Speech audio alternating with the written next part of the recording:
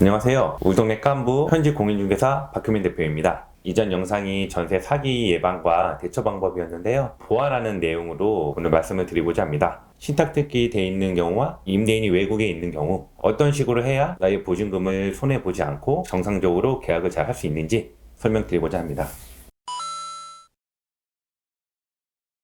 사실 신탁이라는 개념은 굉장히 광범위해요. 그래서 이거를 일일이 설명을 드리면 굉장히 복잡하고 오히려 계약을 할 때 많이 불편하실 수가 있어서요. 실전에서 계약을 할 때 필요한 부분을 정리해서 말씀드리도록 할게요. 신탁은 한문으로 보면 믿으신 부탁할 탁이에요. 행정 업무를 전문성 있는 회사한테 믿고 맡긴다는 거예요. 신축 오피스텔이나 아파트 들어갈 때 공인중개사 사무실 갔더니 집을 봤더니 너무 좋은 거예요. 아무래도 신축이다 보니까 집이 너무 깨끗하죠. 계약을 하고 싶어 등기부 등본을 보여달라고 했더니 등기부 등본에 신탁 등기가 돼 있는 거예요.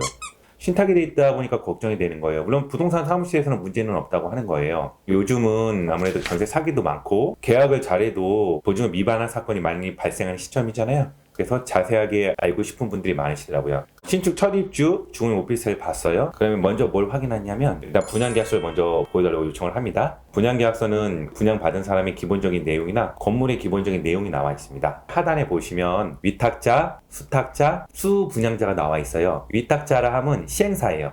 개발업자, 건축주라고 보시면 되고요. 수탁자는 위탁자의 사무를 맡아서 대리해주는 그 신탁회사. 그리고 이제 마지막 수분양자, 예비 임대인. 분양계약서를 보고 수분양자는 확인을 했는데 아직은 임대인이 아니기 때문에 이분과 계약을 해도 되는지 안 되는지는 확인하는 법이 있습니다. 물론 공인중개사 사무실에서 확인을 해줍니다. 그러나 직접 확인하는 방법, 신탁회사에 전화를 하는 거예요. 내가 이주소지의 주거용 오피스텔을 계약을 하고 싶은데 수분양자랑 계약을 해도 문제가 없습니까? 담당자가 알려줍니다. 예. 수분양자랑 계약을 한다고 해도 문제가 없습니다. 일단은 확인은 했어요. 수분양자랑 계약해도 되는지. 그러면 이제 방을 보여줬던 공인중개사 사무실에서 수분양자랑 계약을 하는 거예요. 예비 임대인이랑. 전세 계약을 하면 우리가 계약금은 통상적으로 10%를 내죠. 근데 왠지 불안하잖아요. 처음 해보는 계약이고 신탁이 돼 있으니까. 수분양자의 그 동의를 얻어서 계약금 5%로 해달라고 요청하시고 가능하다 그러면은 그렇게 진행하시면 됩니다. 보증금의 5%는 계약금으로 들어가 있어야 돼요. 그래야만 전세자금 대출이 나오기 때문에 5%를 말씀드린 겁니다. 신탁회사랑 통화도 했고 수분양자랑 정상적으로 계약도 했어요. 은행에 전세자금 대출도 신청도 했고요. 자, 이제 잔금이 중요하죠. 입주. 잔금날은 항상 기억하셔야 됩니다. 예비 임대인이랑 공인중개사랑 임차인은 꼭 만나야 돼요. 예를 들어서 수분양자가 너무 바빠가지고 나에게 잔금을 입금해주면 내가 그 신탁회사로 잔금을 입금을 하고 입주하는데 문제가 없게 처리를 하겠다. 조심하셔야 돼요. 수분양자가 오진 않은 상태에서 내 전세자금 대출 받은 돈을 수분양자 전체를 입금했다. 그럼 수분양자가 알아서 잔금을 치러주고 거기에 관련 서류 주면 좋지만 안 오는 경우가 있어요. 거의 분양가 육박한 우리 전세금을 입금을 해줬는데 안 나타나 볼 수가 있는 거예요. 실제 안 나타난 적이 있어요. 그래서 뭐 난리가 났었죠. 입주도 못하고. 그래서 잔금을 치를 때는 항상 수분양자랑 공인중개사랑 계약한 임차인, 입주센터나 은행에서 만나셔야 돼요. 전세잔금은 수분양자에 치렀고 또 수분양자도 그 비용을 받아서 분양대금을 다 납부를 했어요. 그럼 또 이제 절차가 남아 있습니다. 분양대금을 완납했던 확인서를 받아야 돼요. 입주센터에서 분양대금 완납 증명원이라는 걸 줍니다. 수분양자가 받으면 4번 하나 복사하시고요. 전세잔금을 다 치렀기 때문에 전세금 영수증을 받으면 됩니다. 정상적으로 분양대금을 수분양자는 완납을 했고 우리도 전세금을 다 치렀어요. 그럼 이사를 해야죠. 당일날 입주센터의 도우미분들이 키도 주고 집 내부에 대한 설명을 다 해줍니다. 등기는 신탁이 돼 있어도요. 전세 계약서 가지고 전입신고 확정일자는 문제는 없어요. 다만 정상적으로 수분양자 이름으로 이전 등기가 돼야만 대항력이 생기는 거예요. 분양대금을 치르고 나면 법무사님은 신탁회사에 연락을 해서요. 수익권 이전 등기를 하기 위해서 필요한 서류 요청을 합니다.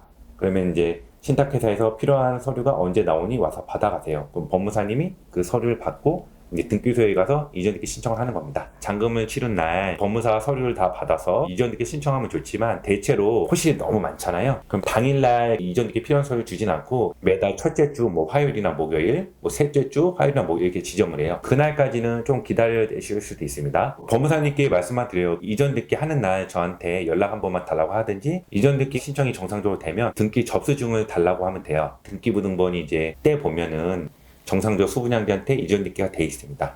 그럼 여기서 법무사님이 등기를 하고 접수증 주기로 했는데 상당히 오래 걸리는 거예요. 근데 등기는 했대요. 혹시나 접수증을 못 줄 수도 있잖아요. 그러면 이전 영상에서 말씀드린 대로 대법원 인터넷 등기 사이트에 들어가서 등기 신청 사건 처리 현황에 들어가셔서 이 주소지를 치시면은 정상적으로 소유권 이전이 됐는지 확인할 수가 있습니다. 여기서 또 중요한 부분이 있죠. 이전 영상에서 말씀드린 것처럼 전세 보험이라는 걸 해야 돼요. 그래야 이제 추후에 문제가 생겨도 나의 보증금을 안전하게 회수를 할 수 있기 때문에요. 완료된 것을 확인하고 그 전세보험을 가입하면은 개인 이름 명의가 돌아갔기 때문에 걱정을 안 하셔도 됩니다. 전세보험은 대체로 분양 금액의 90% 범위 내에서 보험이 됩니다. 주거용 오피스텔이나 아파트는 가능하고요. 신축 빌라는 이전 영상에서 말씀드린 것처럼 안 돼요.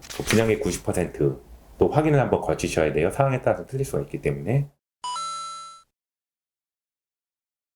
자, 정리를 해보겠습니다. 첫 번째, 분양계약서를 확인합니다. 분양계약서에 수분양자가 누군지 확인하시고 신탁해서를 확인하는 거예요. 두 번째, 수분양자랑 계약해도 되는지 확인하시고 걱정되시는 분들은 신탁해서 직접 통화하셔도 됩니다. 세 번째, 전세계약을 정상적으로 진행한다. 계약금은 5%로 하는 거 잊지 마시고요. 네 번째, 전세자금 대출 신청하시고 전세계약서랑 분양계약서 첨부해서 은행에 가시면 신청을 받아줍니다. 다섯 번째, 잔금 때는 수분양자, 공인중개사, 임차인 만나서 분양대금과 전세자금을 완납한다. 여섯 번째, 임대인이 분양대금 완납 증명원을 발부해주면 사진을 찍던지 사본 하나 받는다. 일곱 번째, 법무사가 신탁회사에 필요한 서류를 요청하고 등기를 신청한다. 여덟 번째, 완료가 되고 나면 전세보험을 신청한다. 이대로만 한다 그러면 신탁등기가 돼 있다고 해서 너무 걱정하실 건 없습니다. 일단 이렇게 어려웠던 신탁 등기가 돼 있는 집을 정상적으로 전세 계약을 다 처리했습니다. 다만 이제 이 신탁이라는 개념이 아까 처음에 말씀드린 대로 굉장히 광범위해요. 오늘은 제가 간단하게 이렇게 최초 입주하는